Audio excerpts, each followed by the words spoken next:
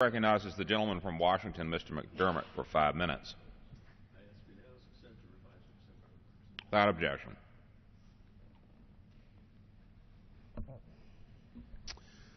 Mr. Speaker, my father used to get up in the morning and say, "Today is the day which the Lord hath made. Let us rejoice and be glad in it." It's a verse from the book of Joshua. And this is a day I think we can be positive about. All we're hearing is negative stuff and bad stuff, but let's talk about the good things. Today is the first day that in this country you have the ability to apply for health insurance. No matter what your status is, you can go down to the exchange and ask for a quote and buy an insurance policy. No matter what your condition is, no matter your employer, no matter what illnesses you have in your family, no matter what, you can have insurance. Now, that brings the United States up to the level of every other country in the industrialized world. For the first time, we have joined the countries that take care of the health security of their people. Now, it's going to be uneven. It's very clear it's going to be uneven across this country. I come from the West Coast. We call it the left coast. Washington, Oregon, California are up and running. They've been planning for 3 months how they're going to get out and get everybody enrolled. State of Washington's goal is something like 70% the first 6 months of those people who don't have insurance. I mean, we're serious about making this thing work. The governor of Kentucky has just said almost the same thing.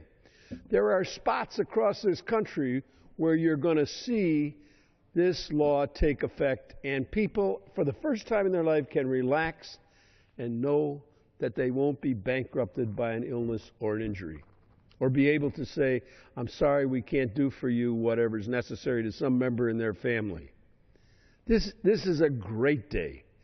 Now, in other states, people are going to stand around watching what's going on the West Coast and say, "Why can't we have what they have in California? Why can't we have what they have in Washington?" And the answer is, look to your political leadership. Look to your members of Congress who said, "No, we don't want to put a plan in. We don't want a plan." They'll say, "Oh, yes, we want to repeal and replace." But they never once put a replace on the table. I sit on the Ways and Means Committee, where Medicare came from and where this Affordable Care Act came from. The Republicans have been in control ever since it passed in 2009. They have never put a plan on the table to repeal and replace. They do not care about people who do not have health insurance. It is very clear.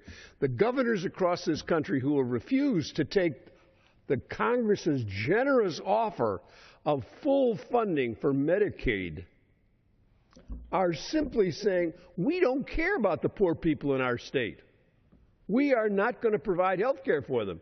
Even if the federal government will pay the whole thing, no, they can't have it." Now, the people of those states are going to have to look, Mr. Speaker, at their leadership and say, "What are you doing? Do you not understand what it is to be a human being in this society without health insurance?" And wait and wait and wait until whatever it is that's bothering you is so bad that you have to go to the emergency room. The reason some people have good health care in this country is because they have health insurance, and they can have preventive care. They can have mammograms, they can have colonoscopies, they can have blood pressure checks, they can have sugar checks, they can have all kinds of things that people who do not have health insurance don't have access to because they can't afford it. Now, beginning today, anybody in this country can have their blood pressure checked. They can have their blood sugar checked to see if they have high blood pressure or they have diabetes. They will be able to begin the process of having much better health care and not have to worry about what happens to their family. The political leadership that says well, we want to repeal and replace. Bill Frist, who is the Republican leader of the Senate, I talked to him for about an hour one day on the phone.